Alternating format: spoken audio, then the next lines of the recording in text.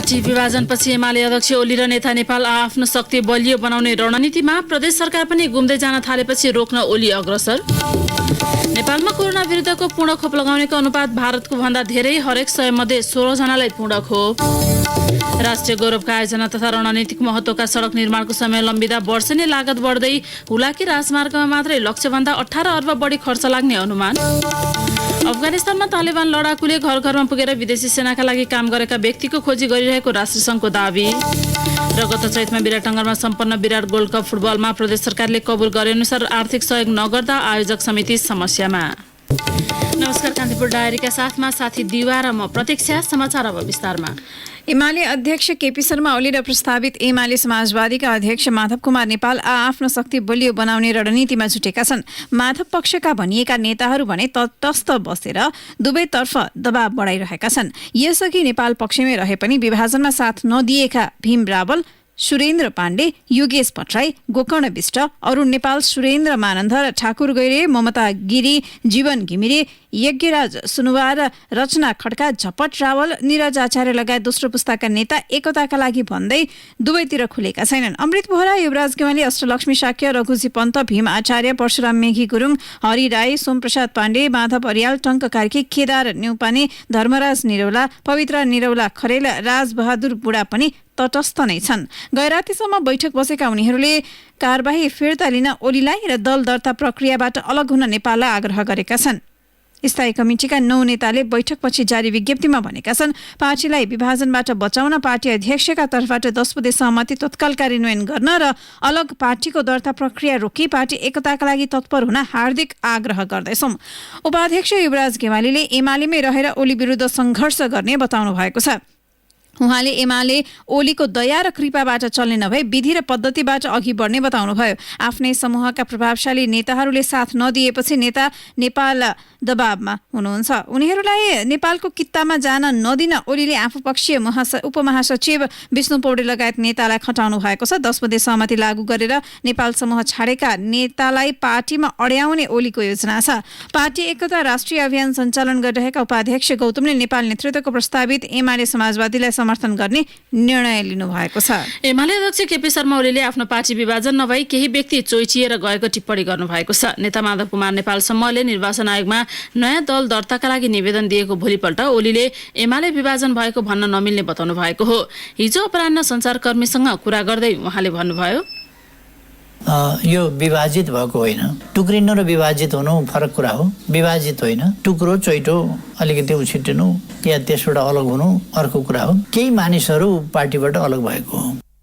Party एकताका लागि आफूले हरसम्भव प्रयास गरे पनि सफल हुन नसकेको ओलीको भनाइ थियो। कम्युनिस्ट पार्टीहरूलाई एकीकृत गर्न आफूले विगतदेखि नै पहल गर्दै आएकाले पार्टी विभाजन गराएको आरोप लगाउनु पूर्वाग्रही भएको उहाँले बताउनुभयो।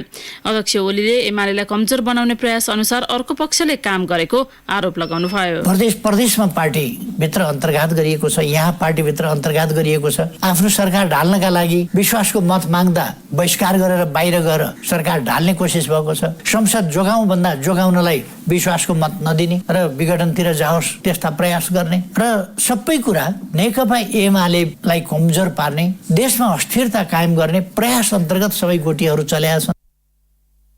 करिब 5 दशकदेखि राजनीतिमा सक्रिय अष्टलक्ष्मी शाक्य देशकै पहिलो महिला मुख्यमन्त्री बन्दै संहिता कार्यान्वयन गर्ने तहमा पुग्नु भएको छ। पार्टीभित्र स्पष्ट बहुमत रहँदा 42 महिना 7 दिन सत्ता चलाएका डोरमणि पौडेलले बुधबार रातिबाट सत्ताको साँचो आफ्नै पार्टीकी उपाध्यक्ष शाक्यलाई जिम्मा लगाउनु भएको हो। एमाले विभाजन भई त्यसको पूर्ण असर प्रदेश तहमा पर्ने निश्चित भइसकेको कठिन अवस्थामा चुनौतीको चाङलाई अँगाल्दै शाक्यको सत्तारोहण भएको छ। एमाले भित्रको विवादको सुरुवात 4 वर्ष अघि शाक्यले मुख्यमन्त्री पद दावी गर्दा पार्टी अध्यक्ष केपी शर्मा ओलीले अस्वीकार गरेबाट भएको मानिन्छ। लामो समयदेखि पौडेल नेतृत्वको सरकारमाथि निरन्तर धावा बोल्दै आएकी जलनाथ खनाल, माधव नेपाल समूहको नेतृत्व गरिरहेकी शाक्य अचानक युटर्न हुँदै ओली समूहकै सहयोगमा मुख्यमन्त्री बन्नुभयो। मुख्यमन्त्री भएसँगै उहाँले आफू कुनै समूहको नेतृत्वकर्ता नभएर पार्टी एकता पक्षधर भएको बताइसक्नु भएको छ। उहाँले भन्नुभयो, पार्टी अध्यक्ष ओली र वरिष्ठ नेता नेपाल दुवैसँग सल्लाह गरेर मुख्यमन्त्रीको पद सम्हालेको हुँ। पार्टी एकता हुनुपर्छ भनेर मैले कठिन अवस्थामा पनि नेतृत्व लिएको छु। संविधानको धारा 168(1) अनुसार बहुमतका आधारमा मुख्यमन्त्रीमा नियुक्त भएका कारण तत्काल विश्वासको मत लिनु नपर्ने सुविधा उहाँसँग छ। तर एमाले विभाजन भइसकेको छ। खनाल नेपाल समूहको दलले आधिकारिकता पाएपछि कांग्रेस, माओवादी केन्द्र र जसपासँगको गठबन्धनले ढिलो चाँडो उहाँ विरुद्ध अविश्वासको प्रस्ताव नल्याउला भन्न सकिन्न। यस्तोमा उहाँसँग सत्ता जोगाउन दुई विकल्प रहनेछन्। पहिलो विकल्प एकल बहुमत रहेको एमालेका 56 सांसदलाई आफ्नो पक्षमा मतदान गर्ने वातावरण सिर्जना गर्ने। दोस्रो विकल्प विपक्षी दल कांग्रेस र माओवादी केन्द्रलाई आफ्नो पक्षमा लिँदै सत्ता जोगाउन माधव नेपालले गठन गरेको नयाँ पार्टीको नेतृत्व गर्ने। भलै शाक्यले आफूलाई माओवादी केन्द्र र कांग्रेसको समर्थन रहेको र विपक्षी गठबन्धनबाट अविश्वासको प्रस्ताव नआउने दाबी गर्दै आउनु भएको छ। नेकपा एमाले विभाजनसँगै प्रदेश 1 का मुख्यमन्त्री शेरधन राई नेतृत्वको सरकार फेरिने भएको छ। नयाँ सरकार कसको नेतृत्वमा बनाउने भन्ने विषयमा अनौपचारिक छलफल सुरु भएको छ। नेकपा एमाले तथा प्रस्तावित एमाले समाजवादी, कांग्रेस, जसपा र संघीय लोकतान्त्रिक राष्ट्रिय मञ्च गठबन्धनले नयाँ सरकार गठनका लागि आफ्ना दाबी प्रस्तुत गर्न थालेका छन्। 92 सदस्यीय प्रदेशसभामा एमालेका 51, कांग्रेसका 21, माओवादी केन्द्रका 15, जसपाका 3, राप्रपा र संघीय लोकतान्त्रिक राष्ट्रिय मञ्चका 1-1 जना सांसद छन्। सरकार बनाउने अङ्कगणितीय खेलले तटस्थ बसेका प्रदेश सांसदहरू तानातानमा छन्। उनीहरूलाई दुवै पक्षले फकाइरहेका छन्। प्रदेश सरकार गठनका लागि 46 सांसद आवश्यक हुन्छ, जसका लागि एमाले समाजवादीका 8 सांसद गठबन्धनको सरकार बनाउन पर्याप्त हुन्छ। कांग्रेस, माओवादी केन्द्र, एमाले समाजवादी, जसपा र संघीय लोकतान्त्रिक राष्ट्रिय मञ्चका गरी गठबन्धनमा 48 जना सांसद छन्। एमाले समाजवादीका केन्द्रीय सदस्य तथा प्रदेश सांसद राजेन्द्र कुमार राईले अहिले 8 जना प्रदेश सांसद खुलिसकेको तर न्यूनतम 12 जना आफूहरूसँग रहने दाबी गर्नुभएको छ। एमाले र जसपाका असन्तुष्ट पक्षलाई नयाँ दलको मान्यता दिन कानूनी अडचन हटेको छ। मन्त्री परिषदको सिफारिसमा राष्ट्रपति विद्यादेवी भण्डारीद्वारा दल विभाजनलाई सहज हुने गरी राजनैतिक दल सम्बन्धी अध्यादेश जारी भएको भोलिपल्ट नियमावली संशोधन गरिएको हो। नयाँ अध्यादेश अनुसार एमालेका असन्तुष्ट नेता माधव कुमार नेपाल र जसपाको महन्त ठाकुर पक्षले बुधबार नयाँ दल दर्ताका लागि निर्वाचन आयोगमा निवेदन दिइसकेका छन्। कानूनी प्रक्रिया पूरा गरेर नयाँ दलको मान्यता पाउन ढिलाइ हुने भएपछि सरकारले द्रुत गतिमा नियमावली संशोधन गरेको हो। आयोगले नियमावली संशोधन प्रक्रिया एकै दिनमा सकेर हिजो सहमतिका लागि कानून मन्त्रालयमा पठाएको थियो। कानूनबाट सहमति आए लगतै आयोगले हिजो साँझ संशोधित नियमावली राजपत्रमा प्रकाशित गरेको हो। कानून मन्त्रालयबाट संशोधित नियमावलीको मस्यौदा कार्यालय समय पछि मात्र आयोगमा पठाइएको थियो। अध्यादेश जारी भएपछि नेपाल नेतृत्वमा 95 जना केन्द्रीय सदस्य सहित नेकपा एमाले समाजवादी र महन्त ठाकुर नेतृत्वमा 24 जना केन्द्रीय कार्यकारिणी सदस्य सहित जसपा नेपाल लोकतान्त्रिक दलका लागि निवेदन दर्ता भइसकेको छ। अध्यादेशमा नयाँ प्रावधान राखिए पनि नियमावली संशोधन नहुँदा नयाँ दल दर्ताको प्रक्रिया अघि बढ्न सकेको थिएन। प्रमुख निर्वाचन आयुक्त दिनेश थपलियाले भन्नुभयो, नियमावली संशोधन भइसके कुनै पनि दलले अब निवेदन दिने बाटो खुलेको छ। निवेदन दिएको 45 दिनभित्र प्रमाणपत्र दिने कानूनी व्यवस्था छ। निवेदन दिएको 10 दिनभित्र टुङ्ग्याइ सक्छौं।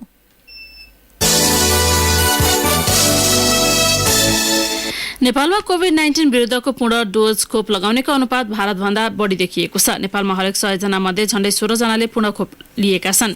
भारतमा भने हरेक 100 जनामा पूर्ण डोज लिनेको संख्या करिब 9 जना मात्रै छ। एक डोज लगाउने भने नेपालको दाँजोमा भारतमा करिब दोब्बर छन्।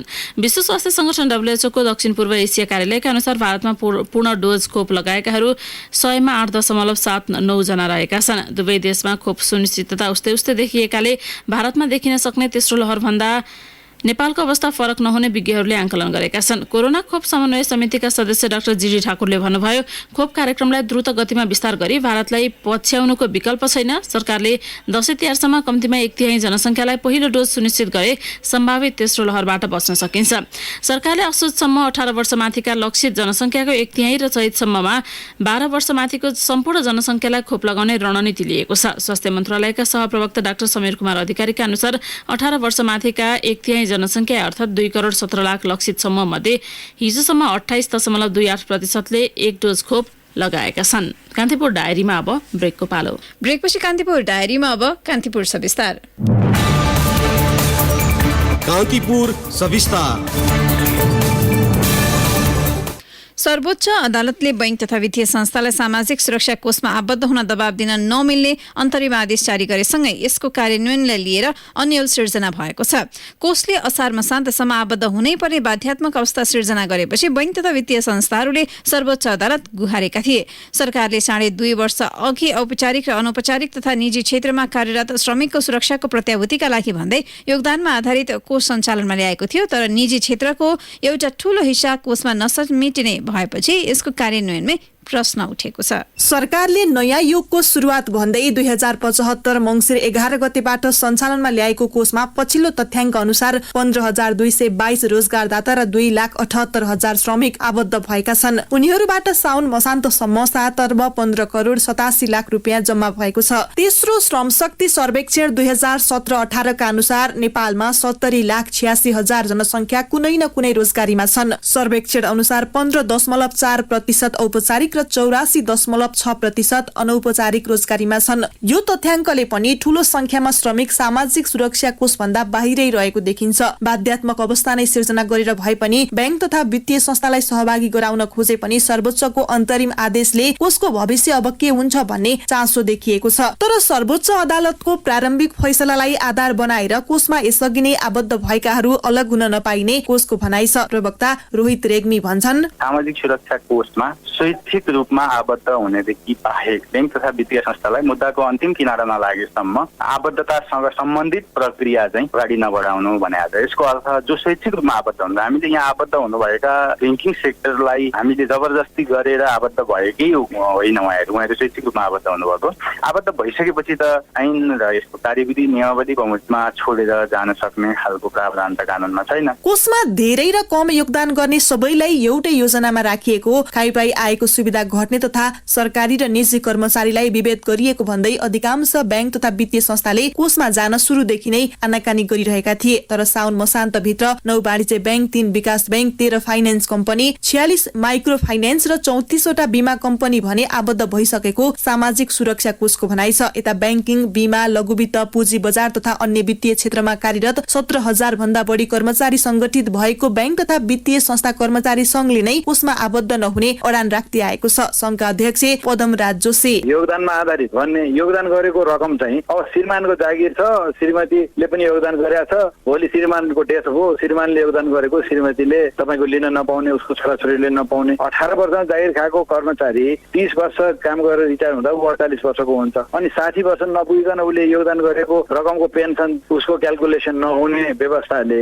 कति व्यवहारिक हुन्छ हेर्नु। को साउनै नआउने, ब्याज पनि पुरा नआउने अवस्थाको योगदानमा आधारित सामाजिक सुरक्षा योजना श्रमिकको हितमा छ भन्ने कुरा त कतै पनि त्यो कार्यविधि अनि त्यसका प्रावधानहरू त्यसको विनियोगले कहीँ पनि देखिँदैन हेर्नु। अदालतको अन्तरिम आदेशलाई लिएर श्रमिक संगठन भने असन्तुष्ट छन्। सर्वोच्चको आदेशले सामाजिक सुरक्षा प्रणाली कार्यान्वयनमा थप अन्यल सिर्जना गरेको नेपाल ट्रेड युनियन महासंघको बुझाइ छ। कोषले श्रमिक अप्ठ्यारोमा पर्दा सहज रूपमा सहयोग र संरक्षणको सुनिश्चितता प्रदान गर्ने भएकाले आदेश सच्याउनु पर्ने ट्रेड युनियनहरूको माग छ। जिफनका महासचिव जनक चौधरी, स्वेच्छाले गए जाऊ नगए नजाऊ भन्ने बित्तिकै के हुने हो भने हिजोदेखि श्रम बजारमा अपारदर्शी ढंगले काम गरिरहेको व्यवस्थापकहरू, रोजगारदाताहरू त सामाजिक सुरक्षामा जानेवाला छैनन्। अनि श्रमिकहरूले के भन्छन् भन्दा हामीलाई यो सुरक्षा चाहिन्छ भन्छन्। रोजगारदाताले म गए पनि हुन्छ नगए पनि हुन्छ, मलाई कारबाही हुँदैन भन्छ। अराजकता यहाँबाट सुरु हुन्छ। दोस्रो कुरा, नेपाली श्रमिकहरू त अब समर्थनविहीन हुने भए। सञ्चय कोषमा आबद्ध हुने सरकारी कर्मचारीले 20 वर्ष सेवा नगर्दै अवकाश भएमा एकमुष्ट रकम लिएर जान पाउने तथा 20 वर्ष सेवा पूरा गरी निवृत्त भएमा पेन्सन पाउने व्यवस्था भए पनि सामाजिक सुरक्षा कोषबाट पेन्सनका लागि निजी क्षेत्रका कर्मचारीले 60 वर्षसम्म कुर्नुपर्ने प्रावधानको सबैभन्दा बढी विरोध भइरहेको छ। पेन्सन सहितका अन्य सुविधाको विषयमा विवाद भएपछि कोषले निजी क्षेत्रले उठाएका माग सम्बोधन गर्न कार्यविधि नै संशोधन गरिसकेको छ। कोषका सहप्रवक्ता रेग्मी, अवकाश योजनामा जम्मा भएको रकम जागिर छोड्ने बित्तिकै निकाल्न पाइन्छ। निवृत्ति भवन योजनाको रकम पनि यदि कसैको योगदान 60 वर्ष उमेर पुग्दै गरेर 15 वर्षसम्मको योगदान पुगेको छैन भने उहाँले एकमुष्ट लिएर जान पनि पाउनुहुन्छ। त्यो त पहिले पनि व्यवस्था थियो। तर 60 वर्ष पुगिसकेपछि जुन 180 ले भाग गरेर पेन्सन पाइने व्यवस्था थियो त्यसलाई घटाएर 160 ले भाग गरेर पेन्सन पाउने व्यवस्था गरिएको छ। त्यो भनेको स्वभावतः भाजक घटिसकेपछि पेन्सनको अमाउन्ट बढ्छ, अहिले बढी पेन्सन पाउन सक्ने गरी व्यवस्था गरिएको छ। कार्यविधि संशोधनले समेत अझै पनि निजी र गैर सरकारी क्षेत्रलाई पूर्ण रूपमा सन्तुष्ट बनाउन सकेको देखिँदैन। त्यसैले औपचारिक र अनौपचारिक क्षेत्रका श्रमिकलाई सुरक्षाको प्रत्याभूति दिलाउन ल्याइएको योगदानमा आधारित सामाजिक सुरक्षामा देखिएको विवाद र त्यसले उत्पन्न गराएको अन्यलको अवस्था हटाउन जरुरी छ। रेडियो कान्तिपुरका लागि केसुलामी छाने। कान्तिपुर सविस्तार।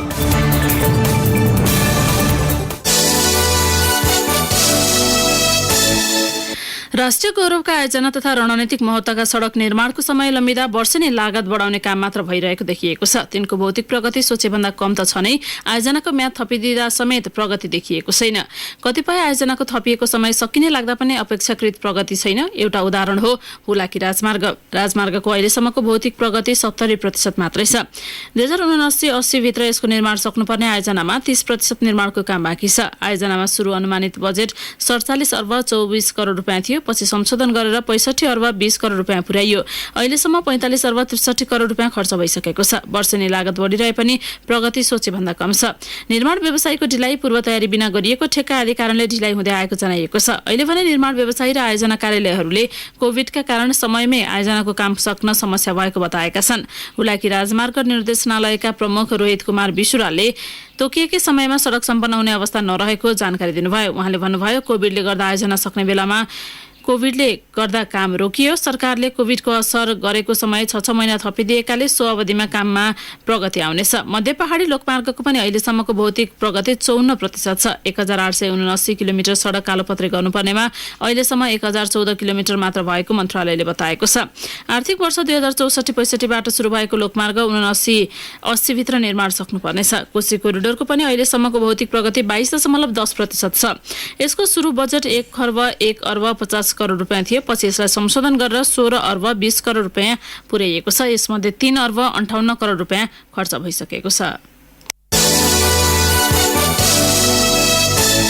दार्चुला टिङ्कर सडकको माथिल्लो खण्डमा नेपाली सेनाले आउने साताबाट ट्र्याक खन्ने भएको छ। गत वर्ष सरकारले कोठेधारदेखि टिङ्कर भन्ज्याङसम्मको सडक निर्माणको जिम्मा सेनालाई दिने निर्णय गरेको थियो। ब्यास गाउँपालिका 2 स्थित कोठेधार र दुम्लिङबाट काम सुरु गर्न लागेको सेनाले जनाएको छ। सर्वेको काम सेनाले गत वर्ष नै सकेको थियो। सैनिक प्रवक्ता सन्तोष बल्लभ पौडेलले भन्नुभयो, कोठेधारदेखि माथिल्लो क्षेत्रमा सर्वे गर्दा 74 किलोमिटर सेनाले निर्माण गर्नुपर्ने देखिएको छ। डिपिआर रिपोर्ट आइसकेको छ। अब निर्माण थाल्छौं।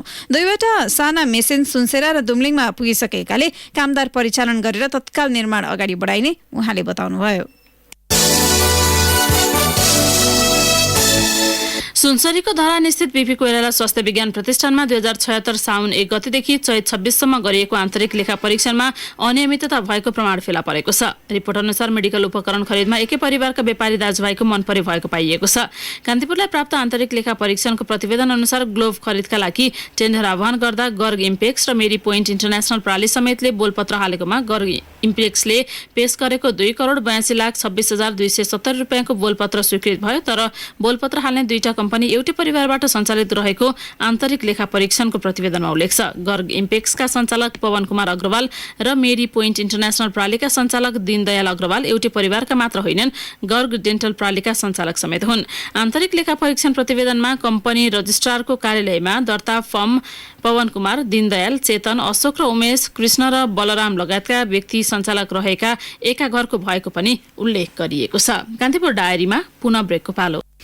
अब आर्थिक प्रसङ्ग। वास्तविक अवस्था नबुझी जलविद्युत आयोजनाका शेयरमा लगानी नगर्न विद्युत नियमन आयोगले लगानीकर्तालाई आग्रह गरेको छ। पछिल्ला सातामा केही जलविद्युत कम्पनीको शेयर मूल्य बढाउनका लागि अनावश्यक हल्ला फैलाइरहेको सन्दर्भमा आयोगले हिजो सार्वजनिक सूचना जारी गरेर यस्तो आग्रह गरेको हो। सूचनामा भनिएको छ, सञ्चार माध्यम र सामाजिक सञ्जालहरूमा केही विद्युत कम्पनीका प्रवर्तक अस्वाभाविक रूपमा शेयर मूल्य वृद्धि गराउने क्रियाकलापमा संलग्न भएका कारण नेप्सीमा सूचीकृत विद्युत सम्बन्धी कम्पनीको शेयर मूल्यमा अस्वाभाविक वृद्धि भएको भनी समाचार सम्प्रेषण भएको सम्बन्धमा विद्युत नियमन आयोगको ध्यानाकर्षण भएको छ। अब एउटा अन्तर्राष्ट्रिय प्रसङ्ग। अफगानिस्तानमा तालिबान लडाकुले घर घरमा पुगेर विदेशी सेनाका लागि काम गरिरहेका व्यक्तिको खोजी तीव्र पारेको संयुक्त राष्ट्रसङ्घले जनाएको छ। राष्ट्रसङ्घले तयार पारेको दस्तावेजमा तालिबानले लक्षित व्यक्तिको खोजी गर्ने र परिवारका सदस्यलाई धम्क्याउने गरेको उल्लेख छ। इस्लामिक अतिवादी समूहले अफगानिस्तानको सत्ता नियन्त्रणमा लिएपछि कुनै पनि बदला नलिने दावी गरेको थियो। संयुक्त राष्ट्रसङ्घलाई प्राप्त भएको गोप्य सूचनाका आधारमा तालिबान र उसको खतराको मूल्याङ्कन गरिँदैछ। तालिबानले विदेशी पक्षका लागि काम गरेकै कारण खोजी सामूहिक मृत्युदण्ड दिन सक्नेतर्फ राष्ट्रसङ्घले अन्तर्राष्ट्रिय समुदायको ध्यानाकर्षण गराएको छ। अब खेल प्रसङ्ग। शहीद मैदानमा चैत अन्तिम साता सम्पन्न विराट गोल्ड कप फुटबल प्रतियोगिताको 6औं संस्करणमा प्रदेश सरकारले कबुल गरे अनुसार आर्थिक सहयोग नगर्दा आयोजक समिति समस्यामा परेको छ। प्रतियोगिता सम्पन्न गर्न 1 करोड 40 लाख खर्च अनुमान गरिएको थियो। आयोजक समिति अध्यक्ष मनोज विक्रम शाहका अनुसार खर्च बढेर 1,55,00,000 रुपियाँ पुगेको थियो। प्रदेश सरकारले कबुल गरे अनुसार सहयोग नगर्दा समस्या भएको उहाँले बताउनुभयो। प्रदेश सरकारले आयोजक समितिलाई 40 लाख सहयोग गर्ने प्रतिबद्धता जनाए पनि 15 लाख मात्र सहयोग गरेको शाहको भनाइ छ। अब मौसम सम्बन्धी जानकारी। काठमाडौँ उपत्यका सहित मुलुकका अधिकांश स्थानमा आज बदली हुने जल तथा मौसम पूर्वानुमान महाशाखाले जनाएको छ। ती स्थानमा हल्का वर्षाको समेत सम्भावना छ। केही बेर अघि 21 डिग्री सेल्सियस मापन गरिएको काठमाडौँ उपत्यकाको अधिकतम तापक्रम आज 29 डिग्री सेल्सियससम्म पुग्नेछ। सूर्योदय बिहान 5 बजेर 37 मिनटमा भयो भने सूर्यास्त भरे साँझ 6 बजेर 37 मिनटमा हुनेछ। हवस् त, कान्तिपुर डायरीको यो बुलेटिन अहिलेलाई यही सकिन्छ। दिवा र प्रतीक्षा बिदा हुन्छौँ। नमस्कार।